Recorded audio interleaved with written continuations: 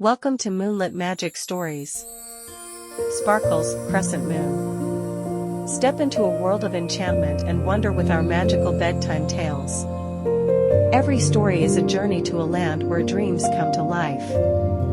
Snuggle up and let the adventure begin. Once upon a time, in a grand castle nestled amidst rolling hills and lush green forests, lived a kind and beautiful princess named Aurora. She had golden hair that shimmered in the sunlight and a smile that could light up the darkest of nights. Aurora was adored by everyone in the kingdom, not just for her beauty, but for her kind heart and gentle nature. One day, as Aurora was exploring the castle gardens, she stumbled upon a hidden path that she had never noticed before. Her curiosity piqued, she decided to follow the path, which led her deep into the heart of the forest. The trees grew taller, and the air was filled with the sweet scent of flowers. After walking for a while, Aurora came upon a magnificent garden unlike anything she had ever seen. The flowers here were of every color imaginable, and they glowed with a soft, magical light. In the center of the garden stood a majestic fountain, its water sparkling like diamonds. As Aurora approached the fountain, she was greeted by a tiny fairy named Flora. Flora had wings that shimmered like rainbows and a voice as soft as a breeze. "Welcome, Princess Aurora," Flora said with a twinkle in her eye.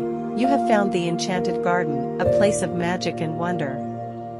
Only those with the purest of hearts can enter." Aurora smiled warmly and replied, "Thank you, Flora. This place is truly magical. But why is it hidden away?" Flora explained, "The enchanted garden was created long ago by the fairies to protect the kingdom's most precious treasures. It remains hidden to keep its magic safe. But we need your help, Princess Aurora. There is a dark spell that threatens the garden, and only you can break it." Determined to help, Aurora asked, "What must I do to break the spell?" Flora handed her a golden key and said, "You must find the 3 hidden crystals within the garden. Each crystal represents a virtue, courage, kindness, and wisdom. Once you have found them, place them in the fountain, and the spell will be broken." Aurora took the key and set off to find the crystals. Her first stop was a grove filled with tall, ancient trees. There, she encountered a timid deer trapped in a snare. Without hesitation, Aurora approached the deer and gently freed it. "Thank you, kind princess," the deer said. "For your courage in helping me, I give you the crystal of courage." With the crystal of courage in hand, Aurora continued her search. She soon came upon a field of flowers where a group of animals had gathered. They were arguing over a patch of the most beautiful flowers. Aurora approached them and spoke kindly, helping them find a way to share the flowers. "Thank you, Princess Aurora," the animals chorused. "For your kindness, we give you the crystal of kindness."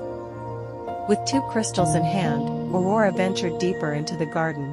She found herself at the edge of a shimmering pond where an old, wise turtle sat.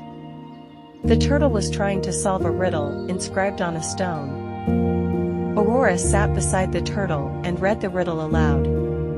After thinking for a moment, she realized the answer and shared it with the turtle. "Thank you, wise princess," the turtle said. "For your wisdom, I give you the crystal of wisdom." With all 3 crystals in her possession, Aurora returned to the fountain.